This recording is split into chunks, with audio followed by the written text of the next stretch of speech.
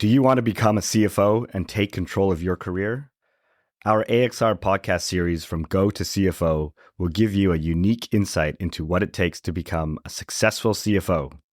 Hosted by myself, Dave Goldbach, and my colleague Kunal Gupta from AXR Recruitment and Search.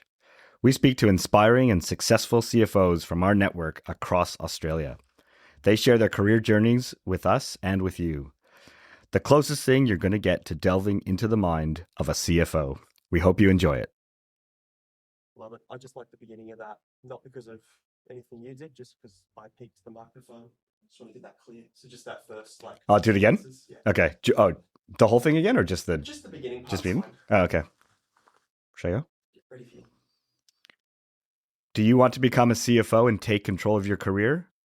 Our AXR podcast series From Go to CFO will give you a unique insight into what it takes to become a successful CFO, hosted by myself, Dave Goldbach, and my colleague Kunal Gupta from AXR Recruitment and Search. We speak to inspiring and successful CFOs from our network across Australia. They share their career journeys with us and with you. The closest thing you're going to get to delving into the mind of a CFO. We hope you enjoy it.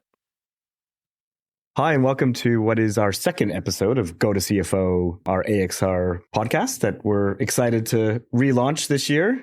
Some great podcasts by Nick Constantine in the past, and we obviously did a couple last year, but we are back in the mold and ready to kick off our next series. Yeah, I'm excited, Dave. Yes. There's lots to talk about. I agree. Yeah. I agree. So we thought we would just because it's been about a year since we did our last podcast, we thought that it would be good to intro ourselves quickly. So for those of you who didn't listen before or don't know me, I'll go first. My name is Dave Goldbach. I am the director of the accounting and finance practice at AXR Recruitment and Search. So I've been in recruitment for about 2 years now. I'm a finance guy though, originally. So I started my career at KPMG in Toronto, Canadian, for 3 years or so, and then jumped to PwC in transaction services. So the M&A due diligence world, used that as a way to get to this beautiful country in Australia back in 2007, and then continued on at PwC in transaction services for a couple of years. And I actually did a year of insolvency as well, which was quite commercial and interesting. From there, I jumped into the commercial world. So I spent 4 years at UGL engineering business in a mix of finance and strategy roles. And although, a lot of people tell you can't jump industries, I did. I went from engineering services to media. So I jumped over to News Corp Australia, where I ended up being the GM of commercial finance, supporting the execs over there. And I spent about 5 years at News Corp. I actually then was placed by AXR Recruitment at Ola, the rideshare company, as the finance director to drive global expansion.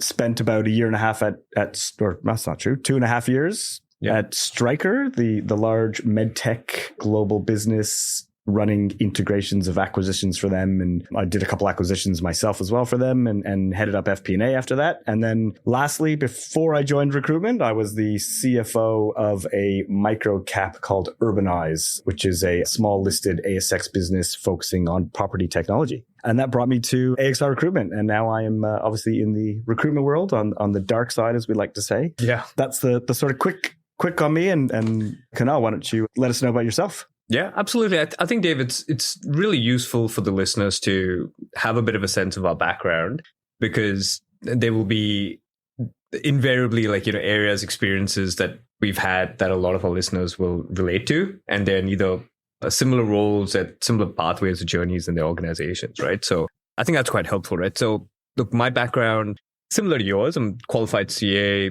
ex-PwC, but I was in the audit and assurance side. So that's where I developed my training and professional experience, which is great. I think the Big Four is or professional services in general is an excellent place as a training ground, right? So I did that for a number of years and then had my first corporate role, thanks to AXR, at Vodafone as essentially their financial controller, and spent a number of years at Vodafone doing a range of different roles across fin control, FP&A, and commercial finance. Really interesting time to be in the commercial finance and technology side of that business, because Vodafone, as the telco market was at the time, was going from 4G to 5G.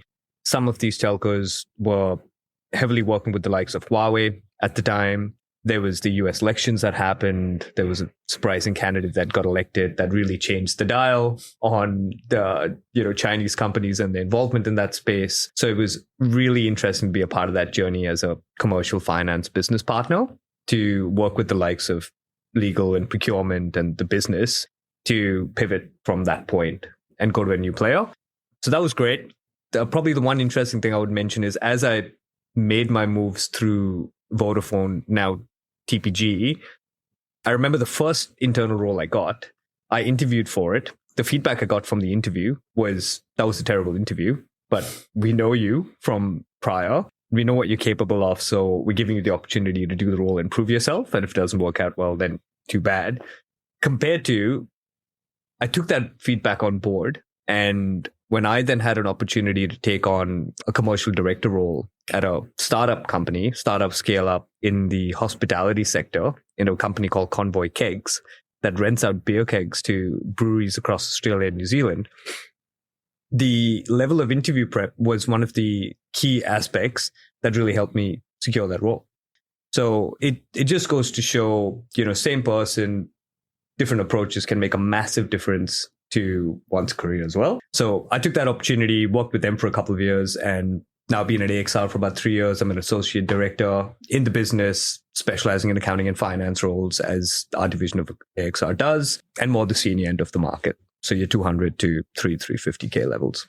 Perfect. Yeah. Thanks, Kunal. There you go. That's good. So you won't hear that from us again. We've given you our backgrounds, and we'll move on to the more interesting stuff. Yeah. Sorry for everyone who already knows us and had to go through that. But I think for any new listener joining the AXR podcast for 2026, helpful. Yeah, I agree. Yeah. I agree. So what we thought we'd do in this podcast is kind of break it down into 3 areas. One is observations that we see of what's happening in the market in terms of roles, the type of finance roles that we recruit for, finance and accounting roles, the trends that we're seeing in that space, within these roles that we generally see. The second bit that we'll talk about then is market trends. So kind of lifting up a bit higher, a bit more macro, what's happening. Yeah.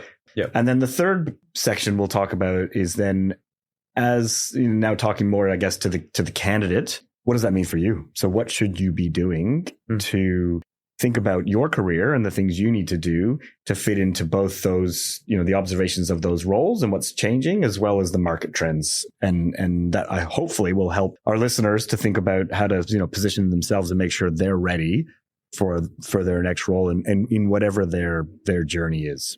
Yeah. And I think that's really important as individuals are thinking about what experiences or projects they could get involved in, might be in an organization they're already working in, or when they're looking at that next role, what beyond the job title, where's that organization at that point in their journey?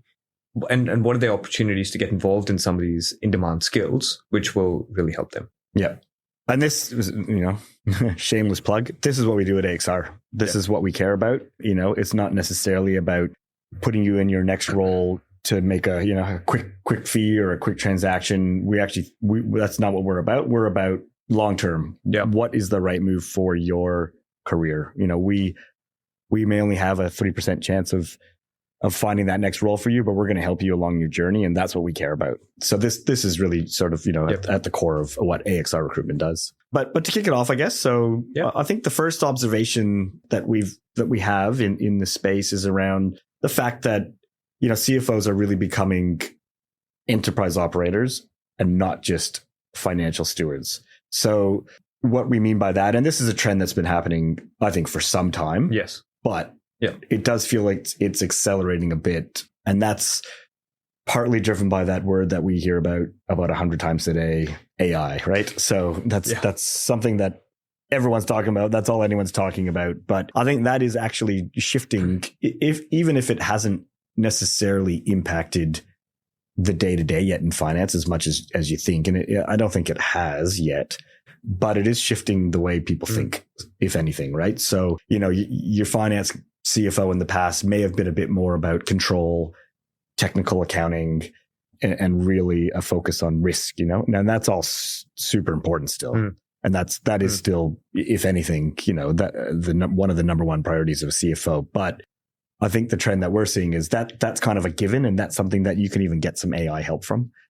But where AI can't help and where humans and CFOs really need to dig in is that, strategy. So defining strategy, sitting with business partnering with the CEO, with the business around shaping and influencing the strategy from a financial lens. It's leading transformation.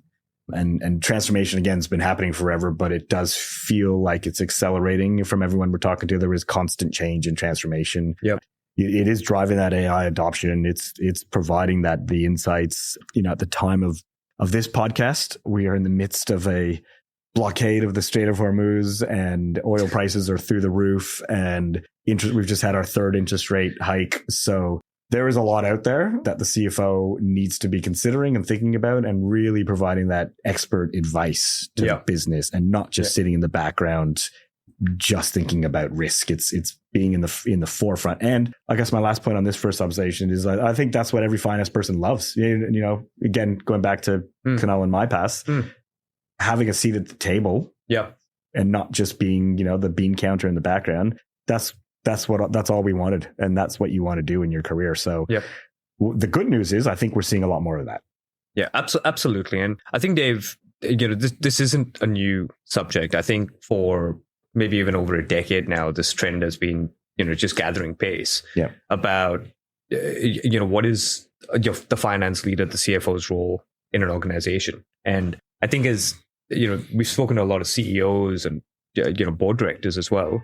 The way they're looking at CFOs has also evolved, where they go, a lot of the other leaders or C-suite sitting in an organization, they're looking at them to either really grow the business or manage risk from an operational perspective, or there might be some niche strategy elements that they want certain C-suite to look after, whilst the expectations from the CFO-ish title is really blending, a lot of commercial elements. So that mix of COO, sometimes CCO, your chief commercial officer roles are being sort of blended into your CFO positions on what's expected, and leading more of the in-house charge within the organization too. So if there's big transformation mandates or change mandates that happen, they are often looking at their finance leaders to help shepherd that or find individuals to do it. So, I think given this isn't a whole new topic that's going to shock anyone, we'll probably leave it at that and move on. There's plenty to talk about, but this is definitely one which it's an obvious one to call out.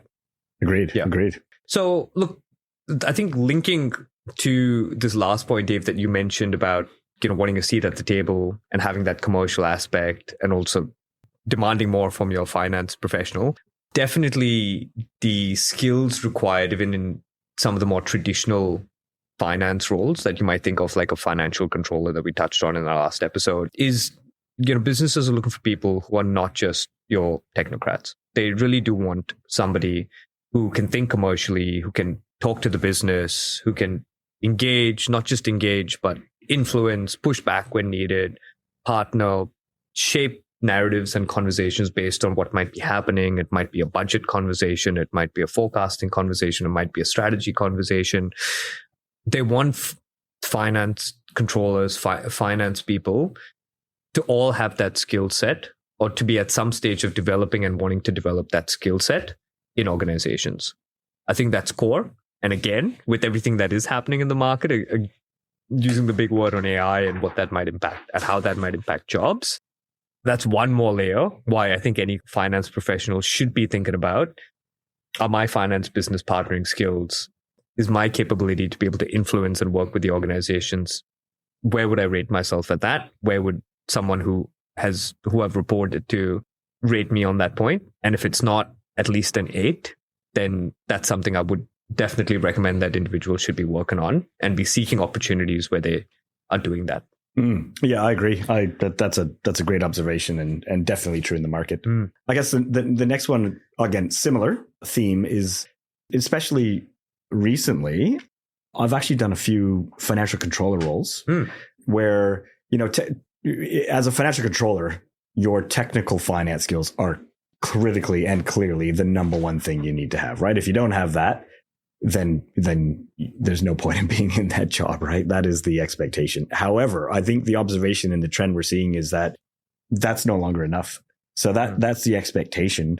that's just a must have, right? You go into the interview and it's almost assumed that you have that technical skill, right? Yeah. And if you don't know every single, every single aspect of AASB 16 or whatever it is, there's always AI, there's always something that can help you with some of those technical things that you may not have 100% remembered.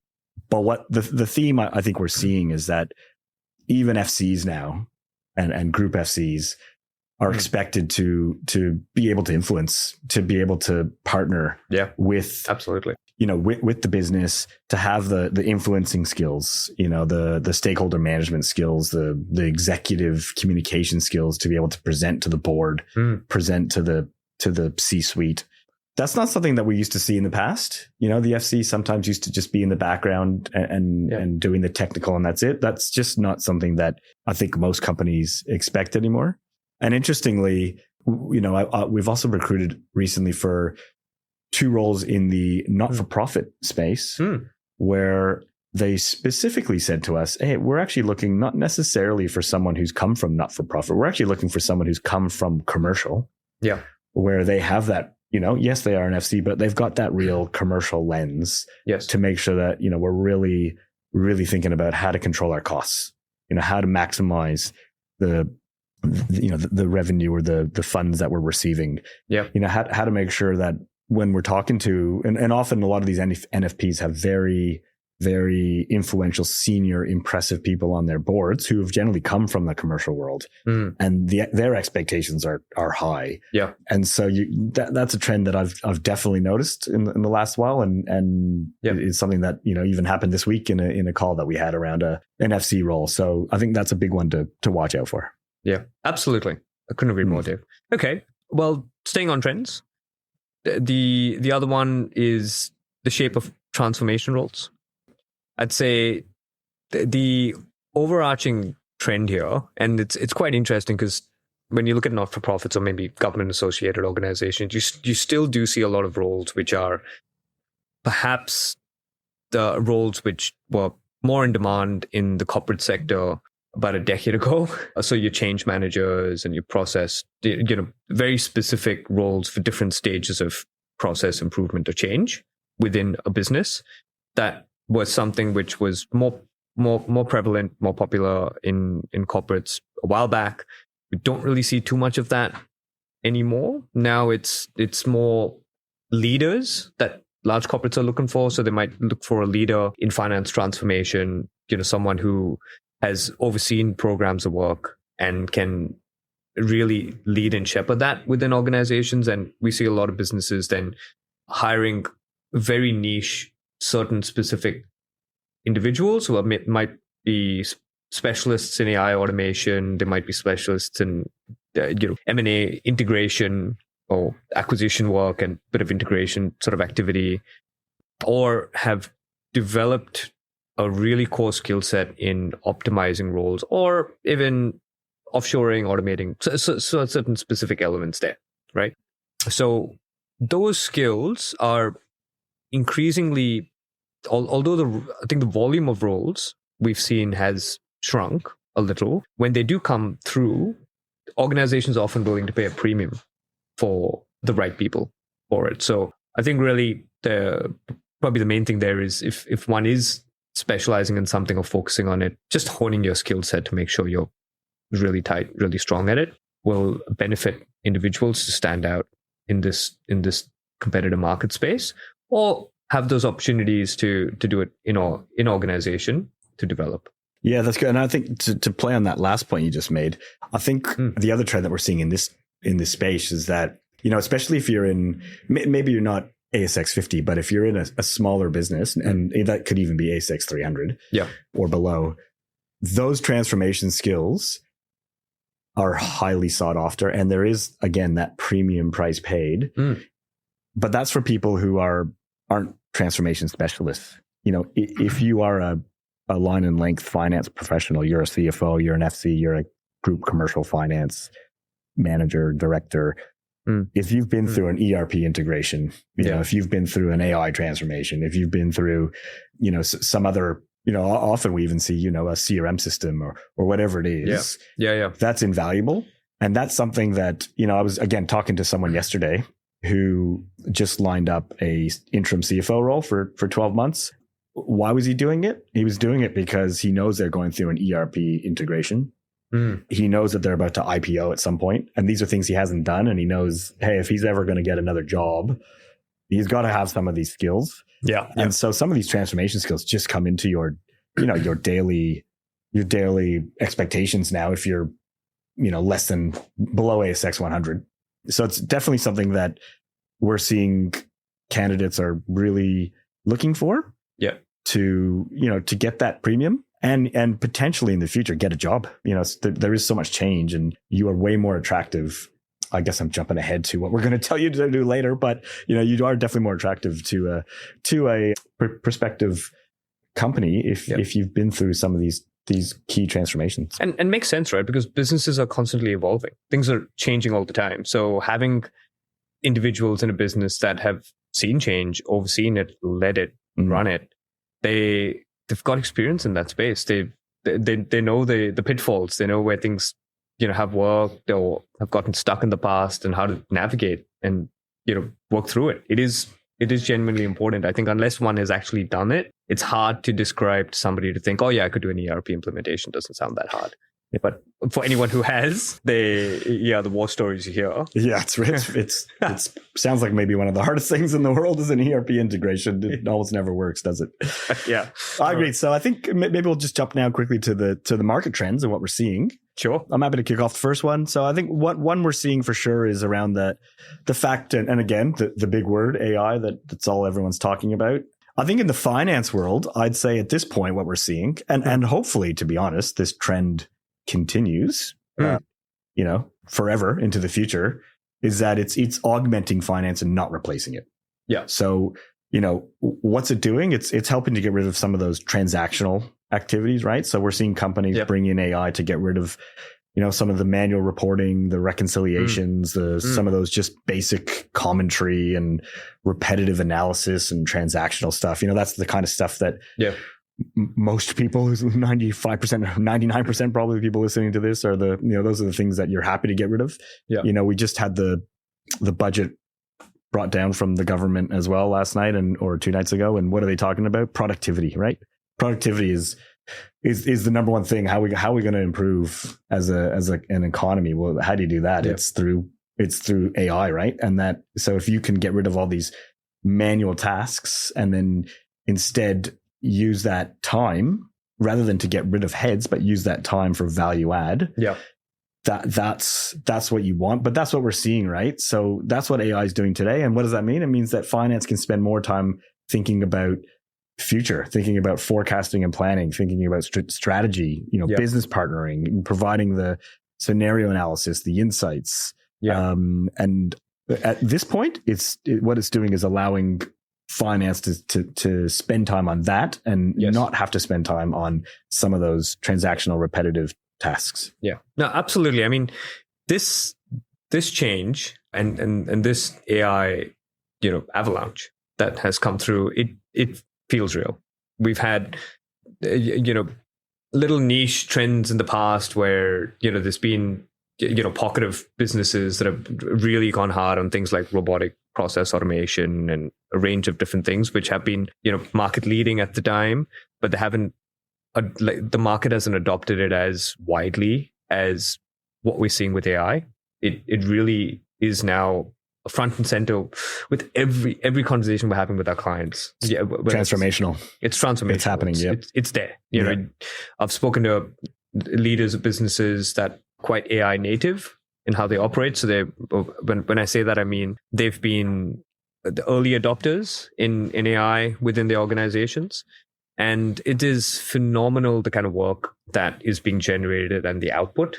So they're linking up with AI systems. It's the amount of time and effort that it's shortening to do even complex modeling and forget the summarizing things or putting together a presentation, which has been in the talks for a little while. But 2026, we're seeing really complex work that would have taken days and days of specialized skills to do, being 90% done or 80% done through AI generated models that are out there in the market. And so it is It's real. It's coming. The interesting thing actually with AI is it's the C-suite. It's actually been adopted from the top quite heavily, and it's been pushed down into the organization. And when we see that happening, we know that this is something which is, it's not going to just go away.